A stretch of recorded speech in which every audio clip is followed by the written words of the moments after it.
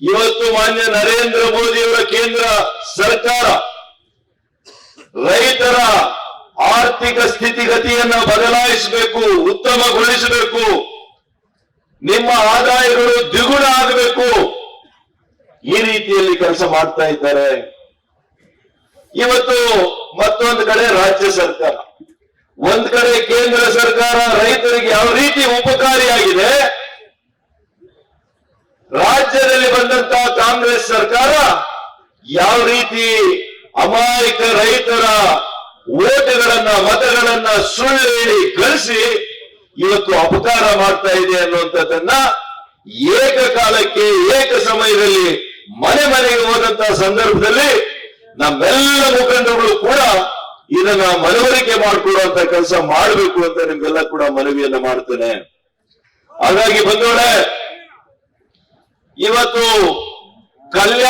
ಗರೀಬ್ ಕಲ್ಯಾಣ್ ಯೋಜನೆ 4 ವರ್ಷದಿಂದ 10 ಕೆಜಿ ಅಕ್ಕಿಯನ್ನು ಕೊಟ್ಟರು. ಕೋವಿಡ್ ಬಂದಂತಹ ದುಸ್ಥಿತಿಯಲ್ಲಿ, ಅಂತಹ ಒಂದು ಕಾಲದಲ್ಲಿ ನಾಳೆ ಏನು ಅಂತ ಯಕ್ಷ ಪ್ರಶ್ನೆ ಆದಂತಹ ಸಂದರ್ಭದಲ್ಲಿ ಮಾನ್ಯ ನರೇಂದ್ರ ಮೋದಿಯವರು ಯಾರು ಕೂಡ ಈ ದೇಶದಲ್ಲಿ ಬಡವರು ಮಲಗಬಾರದು, ಹೊಟ್ಟೆಗೆ ಊಟ ಇಲ್ದಿರ ಮಲಗಬಾರದು ಅಂತೇಳಿ ಅಕ್ಕಿಯನ್ನ 10 ಕೆಜಿ ಅಕ್ಕಿಯನ್ನ ಕೊಟ್ಟಿದ್ರು. ಇವತ್ತು ಕೂಡ ಕೊಡ್ತಾ ಇದ್ದಾರೆ, ಇನ್ನೂ ಕೂಡ ಕೊಡ್ತೀನಿ ಅಂತ ಹೇಳಿದ್ದಾರೆ. ಅವರೆಂದು ಕೂಡ ದಿನನಿತ್ಯ ನಾನನ್ನ ಭಾಗ್ಯ ಕೊಟ್ಟೆ ಅಂತ ಹೇಳಿ ಒಂದು ದಿವಸಕ್ಕೂ ಹೇಳಿದಾರ.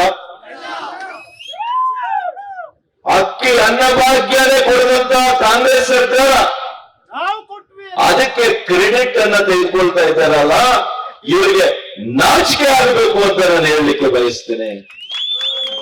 ಮೊನ್ನೆ ತಾನೆ 29 ರೂಪಾಯಿಗೆ ಮತ್ತೆ ಅಧಿಕ ಅಕ್ಕಿಯನ್ನ 1 ಕೆಜಿ ಅಕ್ಕಿಯನ್ನ ಎಲ್ಲ ಜನರಿಗೆ ಕೊಡ್ತೀವಿ ಅಂತ ಹೇಳಿ ಇಡೀ ದೇಶದಲ್ಲಿ ಘೋಷಣೆಯನ್ನ ಮಾಡಿದ್ದಾರೆ. ಇವತ್ತು ನಮ್ಮ ರಾಜ್ಯ ಸರ್ಕಾರ, ಕಾಂಗ್ರೆಸ್ ಸರ್ಕಾರ ಮೊದಲನೇ ಕೆಲಸ ಏನ್ ಗೊತ್ತಾ ಮಾಡಿದ್ರು ಅವರು ಸರ್ಕಾರಕ್ಕೆ ಬಂದ್ಮೇಲೆ,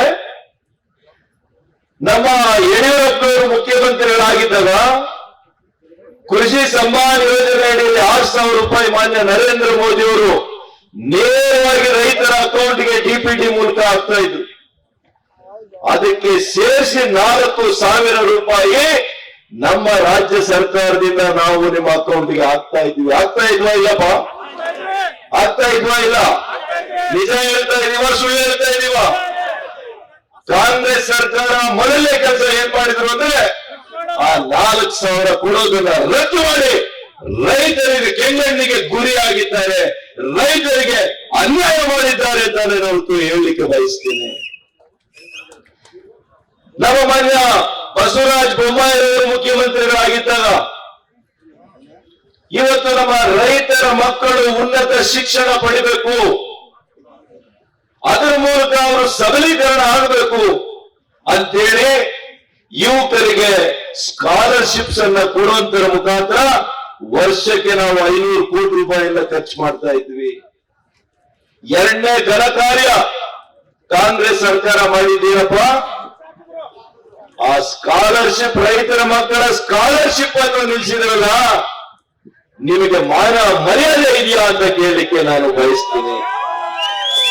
ಇವರು ರೈತರ ಬಗ್ಗೆ ಮಾತಾಡ್ತಾರೆ, ಪರಿಶಿಷ್ಟ ಜಾತಿಯ ಬಡವರ ಬಗ್ಗೆ ಮಾತಾಡ್ತಾರೆ. ಬಂಧುಗಳೇ, SCP TSP ಹಣ ಇವತ್ತು ನಾವು ವಿಶೇಷವಾಗಿ ನಿಮ್ಮ ಕಲ್ಯಾಣಕ್ಕಾಗಿ, ಪರಿಶಿಷ್ಟ ಜಾತಿ ಪರಿಶಿಷ್ಟ ಪಂಗಡದ ಬಡವರ ಕಲ್ಯಾಣಕ್ಕಾಗಿ ಇಟ್ಟಂತ ಹಣದಲ್ಲಿ ಇವರು ಗ್ಯಾರಂಟಿಗಳಿಗೆ 11,000 ಕೋಟಿ ರೂಪಾಯಿಯನ್ನ ತೆಗೆದು ಅವರು ಅದಕ್ಕೆ ಉಪಯೋಗ ಮಾಡ್ತಾ ಇದ್ದಾರಲ್ಲ, ಇದು ಪರಿಶಿಷ್ಟ ಜಾತಿಯ ಜನರಿಗೆ ಮಾಡಿದಂತ ಘನಘೋರವಾದಂತಹ ಅಪರಾಧನ ಅಲ್ವಾ ಅಂತ ನಾನು ಕೇಳಲಿಕ್ಕೆ ಬಯಸ್ತೇನೆ.